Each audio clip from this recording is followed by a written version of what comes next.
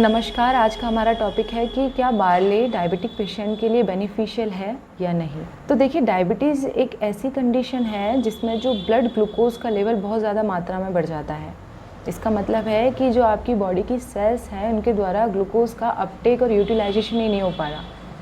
अब हमारे शरीर में एक हार्मोन होता है इंसुलिन, जो पेनक्रियाज की बीटा सेल्स के द्वारा सीक्रेट होता है। ये सेल के GLUT4 रिसेप्टर्स पे बाइंड करके ग्लूकोज के अपटेक में हेल्प करता है। अब एक ऐसी कंडीशन जिसमें बीटा सेल्स के द्वारा इंसुलिन का सिक्रेशन ही ना हो, तो ये GLUT4 रिसेप्टर्स पे बाइंड नहीं करेगा और ग्लूकोज का सेल के द्वारा अपटेक भी नहीं होगा। या फिर ये भी हो सकता है कि जो बॉडी की सेल्स हैं वो इंसुलिन के लिए रिस्पॉन्ड ही ना करें, तो भी इंसुलिन GLUT4 रिसेप्टर पे बाइंड नहीं करेगा और ग्लूकोज का सेल में अपटेक नहीं होगा। इससे भी ब्लड ग्लूकोज बढ़ेगा और डायबिटीज़ कॉज करेगा। डायबिटीज़ को जनरली हम मधुमेह के नाम से जानते हैं, जिसको आयुर्वेद में वातज प्रमेह के अंडर डिफाइन किया गया है।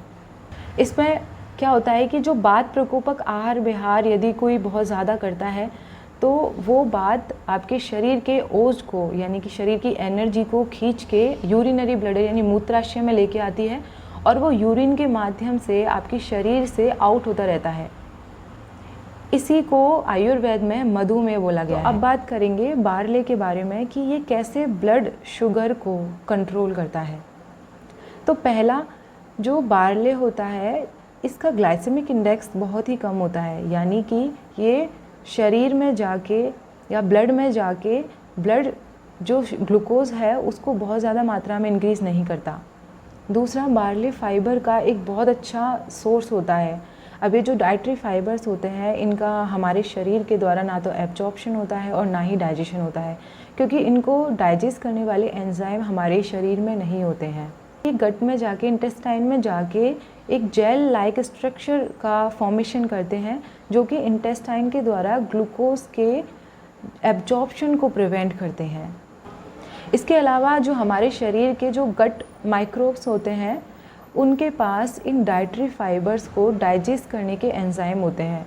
ये इन डाइटरी फाइबर्स को शॉर्ट चेन फैटी एसिड जैसे एसीटेट, ब्यूटरेट इनमें कन्वर्ट कर देते हैं।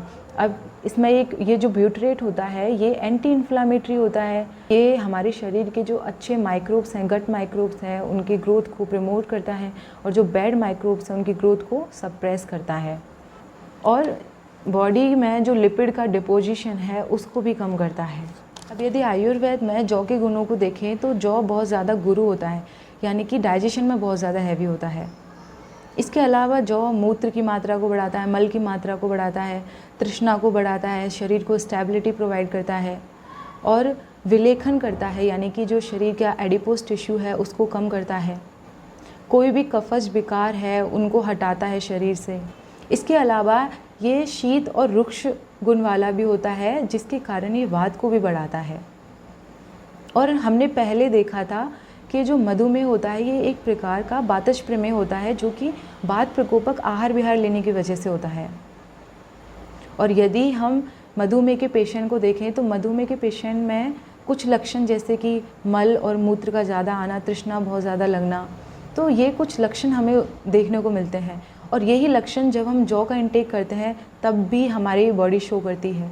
तो ऐसे में कंडीशन ठीक होने की बजाय और ज़्यादा ख़राब हो जाती है। तो इसके लिए हमें चाहिए कि हम जौ को इस तरीके से लें जिससे कि वात को बहुत ज़्यादा मात्रा में ना बढ़ाए। इसके लिए हम जौ को तेल या घी से संस्कारित करके ले सकते हैं। इसके अलावा हम जौ की अलग अलग कल्पनाएँ बना के भी ले सकते हैं, जैसे कि जौ का दलिया, जौ की रोटी, या फिर जौ को रात भर त्रिफला चूर्ण में भिगो के सुबह हनी के साथ लेना। तो ये सारी चीज़ें वात को ना बढ़ा के आपके ब्लड ग्लूकोज को मेंटेन करेंगी। तो आपको यदि वीडियो पसंद आई हो तो लाइक करें। Thank you for watching.